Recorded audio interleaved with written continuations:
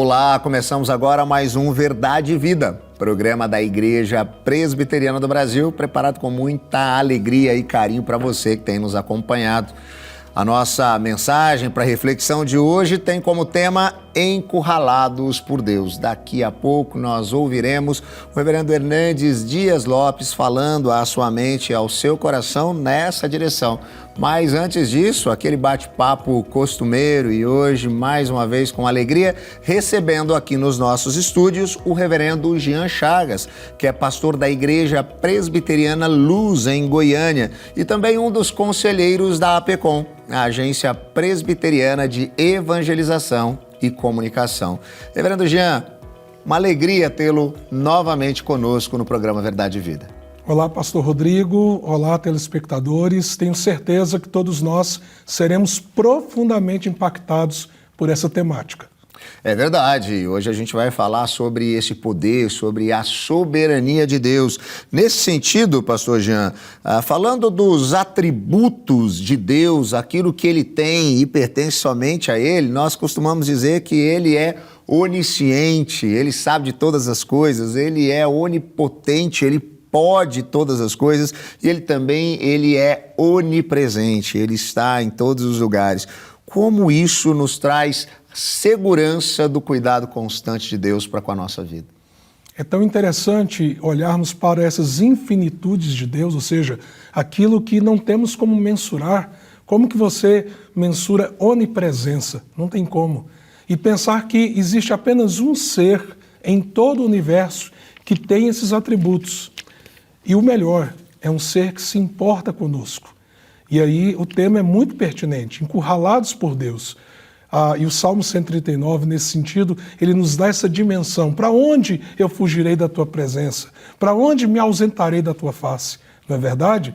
Mas quando a gente pensa que esse ser tão infinito, tão glorioso, tão majestoso, está na nossa direção, mas com um desejo de salvação, de derramar a sua graça sobre nós, isso sim gera muita esperança e muito encorajamento. Não deixa de gerar grande responsabilidade. Não é verdade? É verdade. Saber que tudo o que fazemos, pensamos, sentimos, está diante dele. Nós estamos totalmente desnudados. Mas quando olhamos para esse Deus que se move em nossa direção para derramar da sua graça, do seu perdão sobre nós, isso deve trazer, sim, grande esperança e alento ao nosso coração. Mas, pastor Jean, ainda que Deus seja plenamente poderoso, né, como nós dissemos aqui, isso não nos exime, muitas vezes, de experimentarmos alguns momentos de sofrimento, de frustração, de adversidade aqui na história. Por que isso acontece? Uma vez que Deus é poderoso, ele é bondoso, como foi dito aqui, ele pode todas as coisas, ele está em todos os lugares, ele sabe de tudo. Por que a gente ainda tem que enfrentar alguns dissabores, algumas mazelas, algumas desventuras na nossa trajetória? Por que isso acontece? Sim, nesse sentido é muito importante o nosso telespectador entender aquilo que a Escritura narra como a história humana.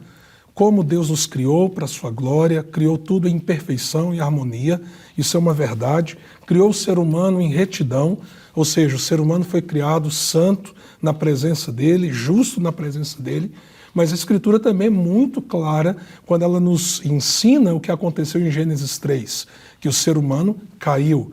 E o efeito do pecado é um efeito cosmológico, ele mexe com todas as áreas da vida, com o ser interior, com os nossos pensamentos, também com a nossa relação com o outro. A gente precisa lembrar que Eva, ali juntamente com seu marido Adão, passaram a ter vergonha um do outro, e isso é resultado da queda, mexe com a relação com a natureza, agora haverá cardos e abrolhos, não é? A natureza geme, diz a Escritura, enquanto os filhos de Deus não se manifestam, ou seja, nós somos pessoas caídas num mundo caído. Agora é muito interessante perceber que esse Deus que criou tudo em harmonia, ele teria toda a autoridade, tem, para simplesmente destruir aquilo que se perdeu por causa da queda. Mas ele, com todos os seus atributos, ao invés de vir e trazer destruição, ele trabalha na história de uma maneira redentiva. Ele não se afasta do ser humano. Daí então o salmista dizer que ele não tem como fugir de Deus. Porém, o salmista, Eu e você vivemos nesse mundo caído e somos pessoas caídas. Daí precisamos tanto, sim, que Deus se aproxime de nós, porque nós não conseguimos sequer ir até Ele. É verdade. Nesse sentido, então, a gente começa a compreender a necessidade do sacrifício de Cristo, não é verdade, pastor Jean? É isso que nos traz de volta a um relacionamento real, verdadeiro e genuíno com Deus, Criador de todas as coisas. E qual o alento, então, que isso nos traz? A certeza desse amor de Deus disposto a ir às últimas consequências, que é exatamente o que acontece naquela cruz. O que isso traz de alento ao nosso coração? Isso é tremendo, porque quando nós paramos para pensar que Jesus é Deus, Ele é o Emanuel, é Deus conosco. Esse Deus, cheio de infinitudes, tão transcendente, Ele veio habitar entre nós. Mas Ele não veio apenas tirar férias aqui, ao contrário, Ele se fez em forma de servo e encarou a morte de cruz, e para abrir um caminho de reconciliação, para que todo esse poder que Ele tem não seja contra nós, mas a nosso favor. Essa é a obra de Jesus na cruz, para que a graça de Deus nos alcance e tudo aquilo que foi rompido lá na queda, agora possa ser, diríamos assim, restartado por essa nova criação em Cristo e que nos traz para essa comunhão com Deus. E aí, pare para pensar, se nós quiséssemos hoje uma audiência com o homem mais poderoso da Terra, qual a possibilidade dele nos receber? Agora, através de Jesus, Deus nos recebe e nos encontra a cada momento. O ser mais poderoso do universo, o seu Criador, você tem acesso a Ele, relacionamento com Ele, por causa da cruz. Então, a cruz é a mensagem de esperança, é o poder de Deus para todo aquele que crê. É verdade.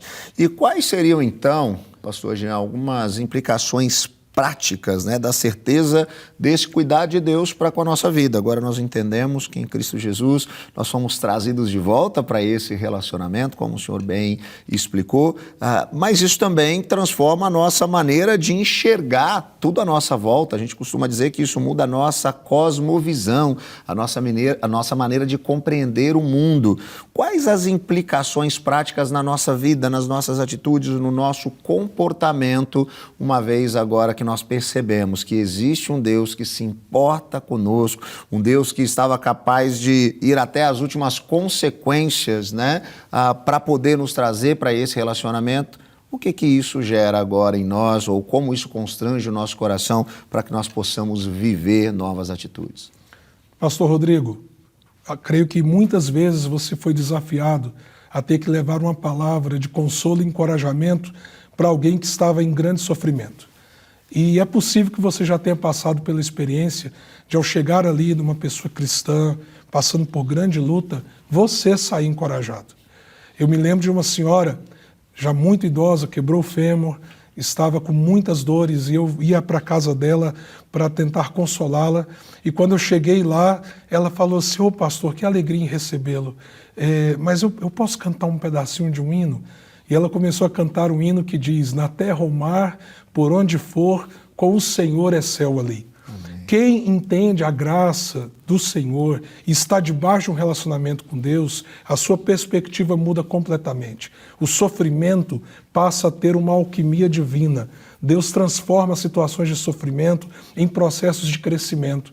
Às vezes você vai consolar e você é consolado, porque em meio ao sofrimento, o verdadeiro cristão sabe que ele não deixou de ser objeto do amor e do cuidado de Deus. É por isso que eu quero encorajar você a conhecer esse amor de Deus, a se entregar de fato a Jesus, porque só tem esse tipo de consolo na vida quem de fato pertence ao Senhor e que percebe a presença de Deus mesmo nas situações mais adversas. É isso que o Evangelho produz em nós, nessa certeza, como o próprio Senhor Jesus disse. E eu estarei com vocês todos os dias até a consumação dos séculos. Isso é extraordinário, não é?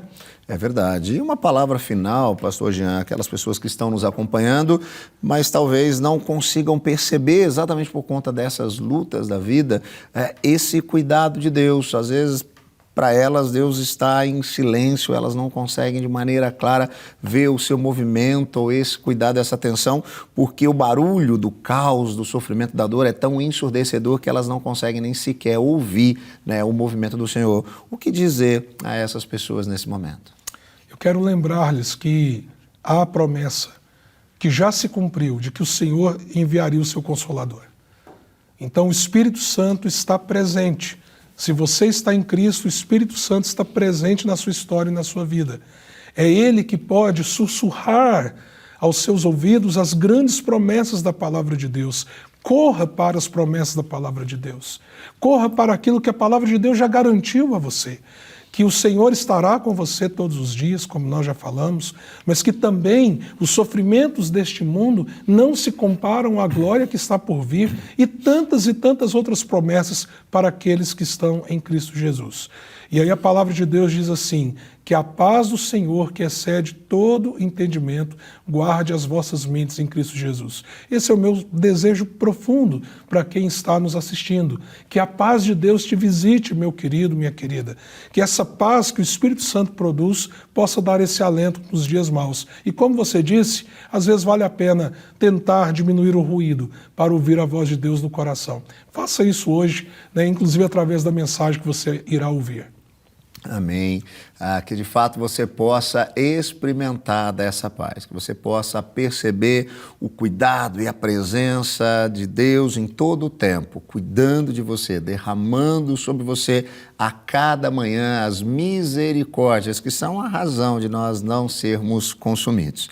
A gente, em instantes, vai poder acompanhar mais uma mensagem com o pastor Hernandes Dias Lopes. A temática do nosso programa, a temática da mensagem, Encurralados por Deus. Não saia daí, daqui a pouquinho a gente já volta com o programa Verdade e Vida.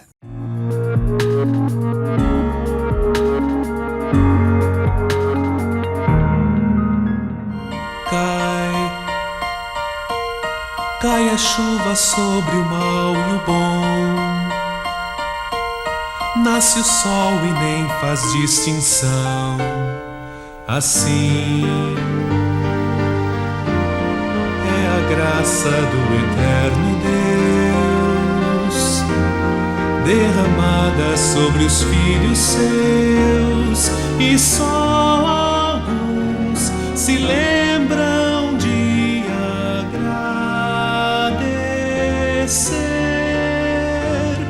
pois só alguns assim conseguem compreender.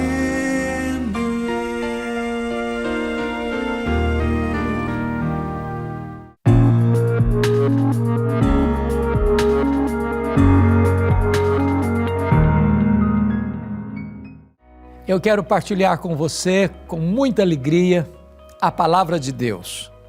E hoje tratando de um assunto importantíssimo, encurralados por Deus. É isso mesmo. E vamos basear esta mensagem no Salmo 139, versículos 7 a 12. Vamos ouvir a leitura deste texto. Para onde me ausentarei do teu espírito? Para onde fugirei da tua face? Se subo aos céus, lá estás.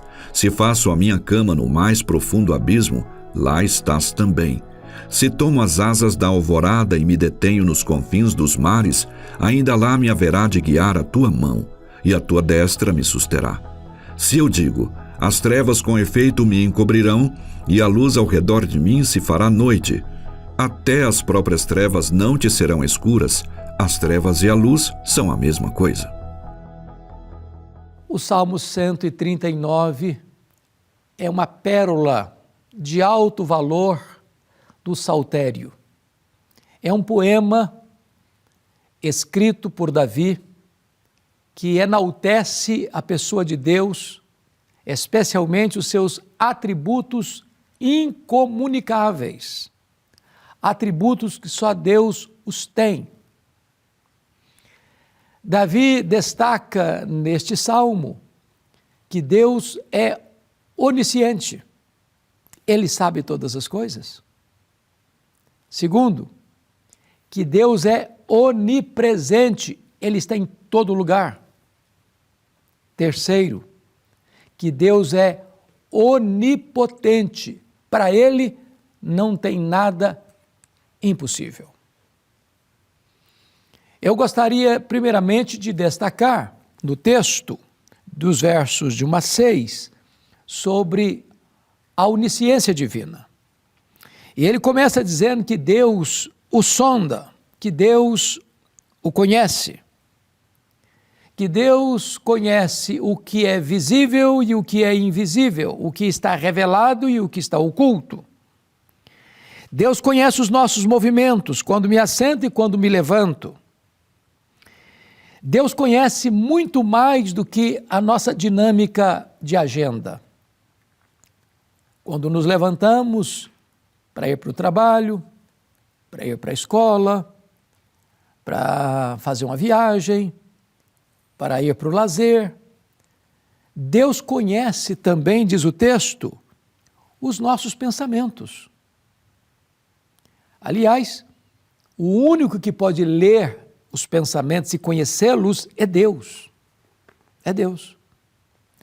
Mas o texto prossegue e diz ainda: o Senhor esquadrinha o meu andar e o meu deitar, conhece todos os meus caminhos. Aquilo que você faz, que tenta esconder, aquilo que você faz, sua mulher não sabe, seu marido não sabe, seus pais não sabem, seus filhos não sabem, a lei não sabe, Deus sabe. Nada pode ficar oculto diante daquele cujos olhos são como chamas de fogo, ele é onisciente. Ainda prossegue o texto e diz: ainda a palavra me não chegou à língua e tu, Senhor, já a conheces toda. Bom, você só conhece as palavras que são proferidas, mas Deus conhece as palavras ainda não proferidas. Deus conhece as palavras que estão ainda engatilhadas no seu inconsciente. Ele sabe tudo a seu respeito. E aí o texto vai além e diz assim: tu me cercas por trás e por diante e sobre mim pões a tua mão. Ou seja, você está encurralado. Deus está na frente, Deus está atrás, Deus está por cima e Ele está por baixo também segurando você. De tal forma que o conhecimento de Deus é abrangente. O conhecimento de Deus é exaustivo. Você e eu só conhecemos o que foi revelado, pois Deus conhece todas as coisas. As que já estão reveladas e ainda que estão por revelar, e aquelas que ainda estão ocultas ou permanecerão ocultas. Deus conhece todas as coisas. Então o texto termina falando da onisciência de Deus com uma espécie de êxtase do salmista quando escreve: tal conhecimento é maravilhoso demais para mim, é sobremodo elevado, não o posso atingir. Você está encurralado pela onisciência divina, pelo conhecimento pleno e completo e total de Deus a seu respeito. Agora Davi vai fazer uma transição da onisciência de Deus para a onipresença de Deus. No verso 7, diante desse conhecimento exaustivo de Deus, ele pergunta: para onde me ausentarei do teu espírito? Para onde fugirei da tua face? Esse Deus é inescapável. Você pode fugir da lei, da justiça, dos inimigos, da família, das pessoas. Você pode entrar numa caverna escura.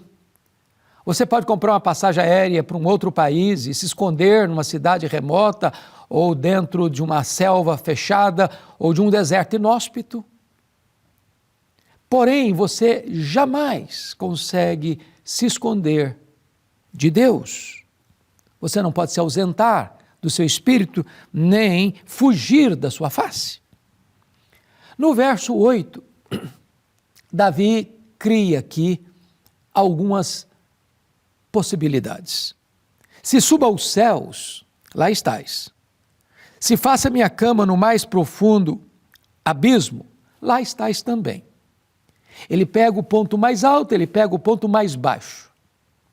Portanto, nem as alturas excelsas, nem as profundezas abissais podem esconder você da presença de Deus. Ele vai além e diz assim: se tomo as asas da alvorada e me detenho nos confins dos mares. Era o mundo que ele conhecia. Horizontes ainda não explorados, os confins dos mares, os territórios ainda não descobertos. Ele diz: ainda lá me haverá de guiar a tua mão e a tua destra me susterá. Agora, veja você que ele vai partir para um outro aspecto da onipresença divina, quando ele diz assim: se eu digo as trevas com efeito me encobrirão, a luz ao redor de mim se fará noite, e a luz ao redor de mim se fará noite. Até as próprias trevas não serão escuras.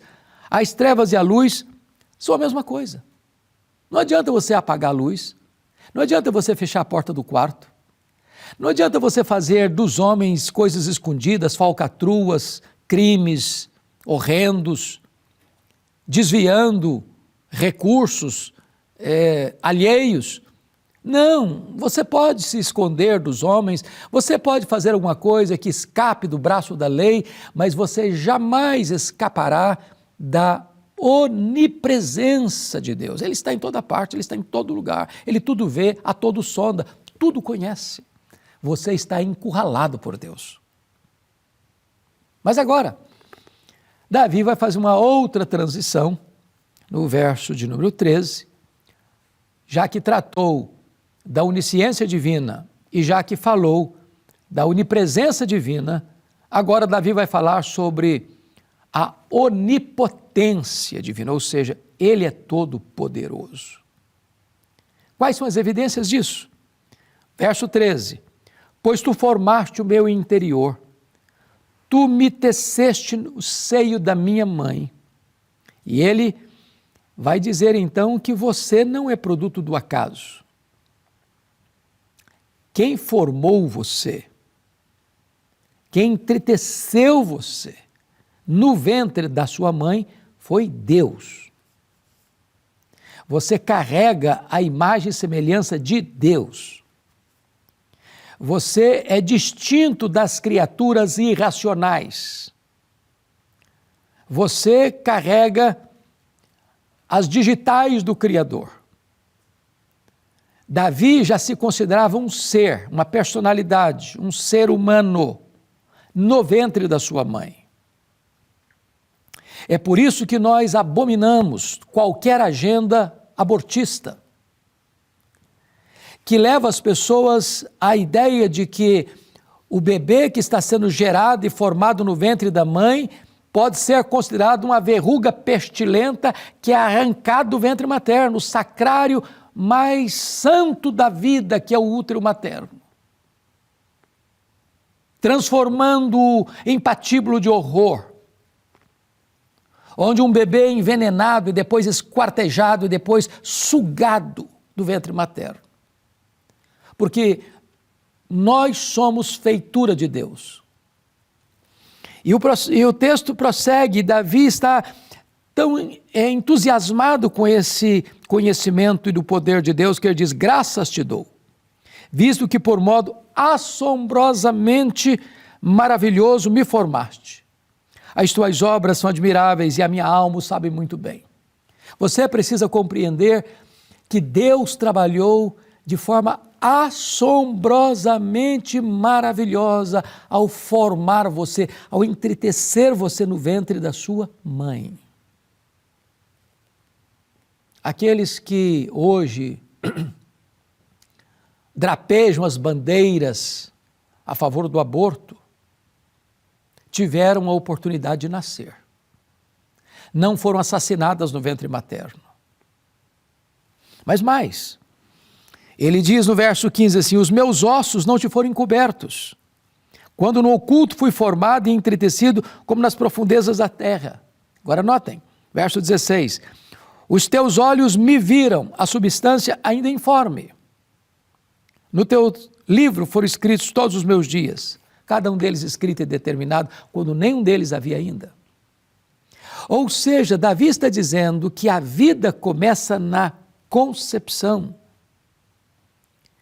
que a vida é sagrada desde a sua gênese, no ventre materno.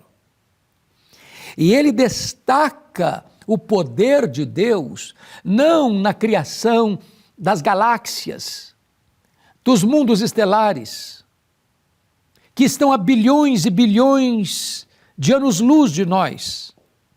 Ele ressalta o poder de Deus na formação de um bebê no ventre da sua mãe.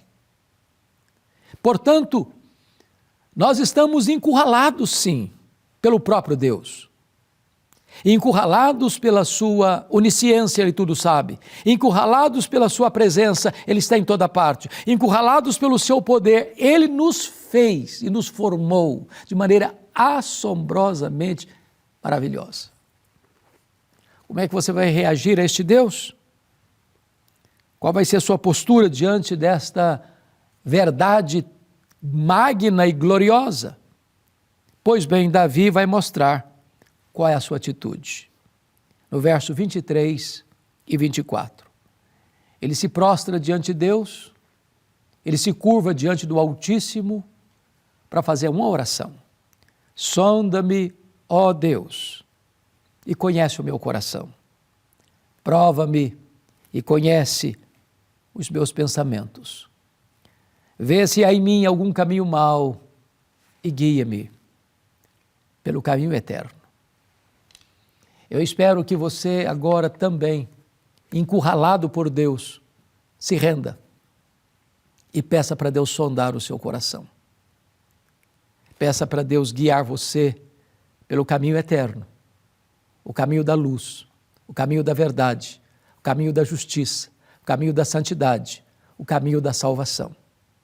Que hoje você se renda a Cristo, que hoje você se prostre diante do Rei dos Reis, do Senhor dos Senhores, que hoje você entregue a sua vida ao Senhor para que Ele comande você pelos caminhos deliciosos da vida, da salvação, o caminho eterno.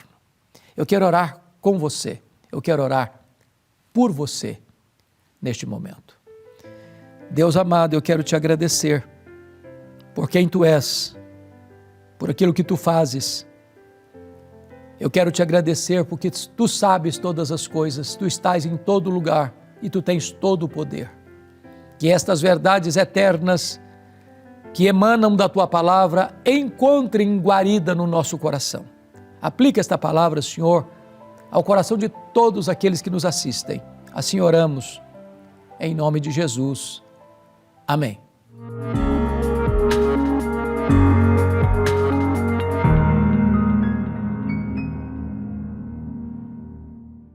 Olá, chegamos ao final de mais um Verdade e Vida, programa da Igreja Presbiteriana do Brasil. A temática de hoje foi encurralados por Deus. Nós ouvimos como Deus está o tempo inteiro cuidando de nós, zelando para que nós possamos de fato experimentar a sua boa, perfeita e agradável vontade.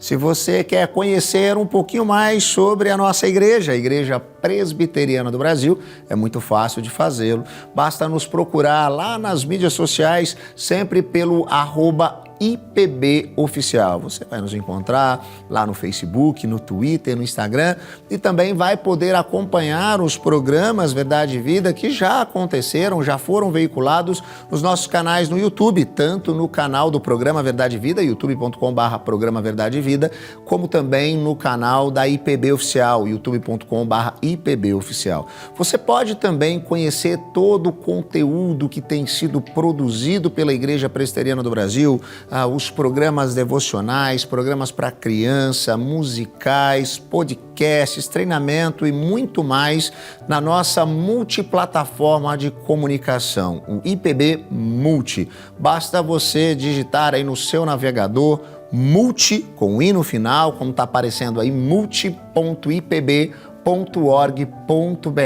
e você vai poder acompanhar tudo aquilo que nós temos produzido. O programa Verdade e Vida vai ficando por aqui, mas semana que vem tem mais, no mesmo horário e no mesmo canal.